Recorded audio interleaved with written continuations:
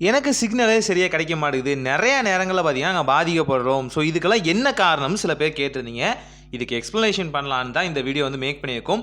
So எப்படி வந்து உங்களுக்கு வந்து சிக்னல் கிடைக்குது, எந்த மாரி டவர் வந்து வொர்க் ஆகுது அப்படிங்கிறத ஒரு சின்ன மாடியூல ரெடி பண்ணியிருக்கோம். மேபி இந்த வீடியோ உங்களுக்கு யூஸ்ஃபுல்லா இருக்கும். வீடியோ ஃபுல்லா பாருங்க. பிடிச்சிருந்தா மட்டும் லைக் பண்ணுங்க. ஃபர்ஸ்ட் நீங்க ஒரு செல்ஃபோன் டவரை வந்து எப்படி வொர்க் பண்ணுதுன்னு தெரிஞ்சுக்கிறதுக்கு முன்னாடி, அதனால என்னெல்லாம் பண்ண முடியும்னு தெரிஞ்சுக்கணும். இப்போ பெரும்பான்மையா பார்த்தீங்கன்னா, 2டே விஷயங்கள் தான் அதிகபட்சமா வந்து இந்த செல்ஃபோன் டவர்ஸ்ல நீங்க எதிர்பார்க்கலாம். ஒண்ணு காலிங்க்கானது, இன்னொன்னு இன்டர்நெட் சர்வீஸ்க்கானது. இந்த 2 விஷயங்களையும் பார்த்தீங்கன்னா, இந்த மாரி டவர்ஸ் வந்து யூஸ்ஃபுல்லா வந்து வொர்க் பண்ணிட்டு இருக்கு. ஆனா, இதுல எந்த மாரி அப்படிங்கிறத ஒரு விஷயமே இருக்கு. அதாவது இப்போ நீங்கள் செல்ஃபோனோட டவர்ஸ் வந்து நீங்கள் பார்க்குறீங்க இல்லையா, உங்களோட பார் இந்த ஸ்டாண்ட் பாரை காமிக்குது இல்லையா, இந்த பார் பார்த்தீங்க அப்படின்னா எந்த அளவுக்கு ஸ்ட்ரென்த்தாக இருக்கோ அந்த அளவுக்கு பார்த்தீங்கன்னா டவர் நியர்பையாக நீங்கள் இருக்கீங்க, இல்லை அது சம்மந்தப்பட்ட டவர்கிட்ட இருக்கீங்கன்னு அர்த்தம். ஆனால் இது மட்டுமே இல்லை, இங்கே நிறைய டவர்ஸ் இருக்கும். இந்த நிறைய டவர்ஸில் எது உங்களுக்கு ஆப்டாக இருக்கோ, எது பேண்ட் வேல்யூக்குள்ளே இருக்கோ, இப்போ 4G அப்படின்னா 4Gயோட பேண்ட் வேல்யூக்குள்ளே ஆப்டாக இருக்கிறது 3-4 டவர் கூட ஒரே இடத்துல இருக்கும். ஆனால் அது எது கரெக்டாக வந்து உங்களோட பேண்ட் வேல்யூவோட வித்தோட கரெக்டாக வந்து மேட்ச் ஆகுதோ அந்த மொபைல் வந்து கனெக்ட் ஆயிரும். இது ப்ராசஸ். இதே நேரங்களில் மல்டிபிளான மொபைலும் பார்த்தீங்கன்னா அதே நேரத்தில் கனெக்ட் ஆகிருக்கும். ஒரு டவரால் குறிப்பிட்ட ஒரு ஆப்ஷனை தான் வந்து கொடுக்க முடியும், குறிப்பிட்ட ஒரு சிக்னலை தான் வந்து ப்ரொவைட் பண்ண முடியும். அந்த சிக்னல் எத்தனை மொபைல் ஷேர் பண்ணுது அப்படிங்கிறது தான் முக்கியமான விஷயம். இந்த ஷேர் பண்ணுறதுனால என்ன பெனிஃபிட், என்ன வந்து லாஸ்? பெனிஃபிட்னு பார்த்தீங்க அப்படின்னா ஒன்றுமே இல்லைன்னு தான் சொல்ல முடியும். லாஸ் அப்படின்னு பார்த்தீங்க அப்படின்னா இதில் வந்து பார்த்தீங்கன்னா சிக்னல் வந்து ஸ்ட்ரென்த் வந்து கம்மியாகிறது வாய்ப்பு இருக்குது. அதே மாதிரி காலிங் ஃபெசிலிட்டி, அதே மாதிரி நெட்டோட சர்வீஸ் ஃபெசிலிட்டியும் பார்த்தீங்கன்னா பாதிக்கப்படுறதுக்கு வாய்ப்பு இருக்குது. ஒரு சிங்கிள் டவரால் பார்த்தீங்கன்னா 30 நெட் சர்வீஸும் ப்ளஸ் பார்த்தீங்கன்னா 60 காலிங் ஆப்ஷன்ஸையும் மட்டும் தான் வந்து ஆக்சஸ் பண்ண முடியும் தாராளமாக. அதாவது ஒரு கொள்ளளவே இவ்வளோ தான். இந்த கொள்ளளவை தாண்டி போகும்போது தான் பிரச்சனைகள் ஏற்படுது. அதுதான் பார்த்தீங்கன்னா உங்களோட சர்வீஸையும் வந்து பாதிக்குதுன்னு சொல்லலாம். இந்த ரேஷியோ, அதாவது 60க்கு 30 அப்படிங்கிற இந்த கொள்ளளவு மாறும் போது, இதில் அதிகமான மொபைல்ஸ் ஷேர் ஆகும் போது, அதிகமாக மொபைல்ஸோட ஃபெசிலிட்டிஸ் வந்து எக்ஸ்பேண்ட் ஆகும் போது அந்த டவரால் முடியலை. இதுதான் பெரிய பெரிய மொபைல் சிட்டிஸ் அண்ட் டாப் சிட்டிஸில் பார்த்தீங்கன்னா டவருக்கான ப்ராப்ளமே.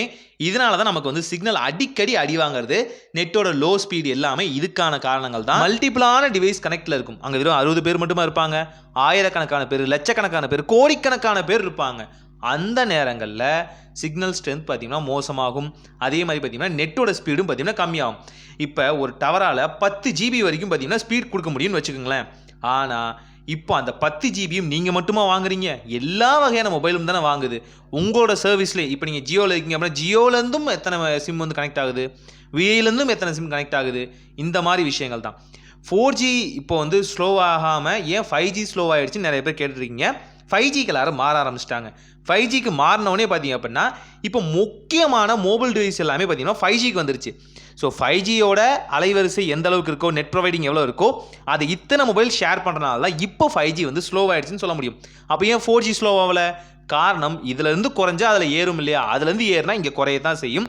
ஸோ அதனால தான் 4G வந்து ஸ்ட்ராங்காக இருக்குது. அது மட்டும் இல்லாமல் 4G பார்த்தீங்கன்னா நிறைய டவர்ஸ் இருக்குது. 5Gன்னு பார்க்கும்போது பார்த்தீங்கன்னா செலக்டிவான டவர்ஸ் தான், ஒரு சில டவர்ஸ் தான் இருக்குது. நீங்கள் ஒரு ஏரியாவிலே பார்த்தீங்கன்னா இந்த இடத்துல 5G கவரேஜ் இருக்கான்னு பார்க்கும்போது அந்த ஒரு டவர் தான் பார்த்தீங்கன்னா 5G கொடுத்துக்கிட்டே இருக்கும், ப்ரொவைட் பண்ணும். சரி, இப்போ நான் என்ன தான் பண்ணுறது, இதுக்கு வேறு வழியே இல்லையான்னு கேட்டிங்க அப்படின்னா ஒரு வழி இருக்குது. உங்கள் ஏரியாவில் 5Gயோ 4Gயோ ஏதோ ஒன்று பார்த்தீங்கன்னா பயங்கர ஸ்ட்ராங்காக இருக்கும். அதோட யூசர்ஸ் மட்டும் பார்த்தீங்கன்னா ரொம்ப லோயஸ்ட்டாக இருப்பாங்க. ஸோ அவங்களுக்கு நல்ல சிக்னல் ப்ரொவைடே வந்து கிடைக்கும். அப்போது ஜஸ்ட்டு பார்த்தீங்கன்னா உங்கள் மொபைலில் வந்து டேட்டா வந்து லாங் ப்ரெஸ் பண்ணி நெட்வொர்க் ப்ரிஃபரன்ஸ் அப்படிங்கிற ஆப்ஷனில் 5G ஸ்லோவாக இருந்துச்சு அப்படின்னா ஆட்டோமேட்டிக்காக 4Gக்கு மாறிக்கோங்க. பிரச்சனையே இல்லை. அங்கே யூசர்ஸ் கம்மியாக இருப்பாங்க. சிக்னலோட ஸ்ட்ரென்த்துமே பார்த்தீங்கன்னா ரொம்பவே சூப்பராக இருக்கும். அந்த மாதிரி நேரங்களில் பார்த்தீங்கன்னா இந்த மாதிரியான நெட்வொர்க் ப்ரிஃபரன்ஸ் யூஸ் பண்ணி நீங்கள் சேஞ்ச் பண்ணிக்கலாம். இல்லை காலிங்கில் எனக்கு ப்ராப்ளம் இருக்குது அப்படின்னா 3Gக்கு போங்க. 3Gக்கு வந்து காலிங் சூப்பராக இருக்கும். நீங்கள் ஒன்ஸ் ட்ரை பண்ணி பாருங்கள், அப்புறமேட்டு விட மாட்டீங்க. ஆனால் நெட்வொர்க்னு பார்க்கும்போது 3G வந்து வேஸ்ட்டு தாங்க, ஓப்பனாக சொல்ல போனால். ஆனால் காலிங்னு பார்க்கும்போது 3G ஸ்மூத்தாக இருக்கும்.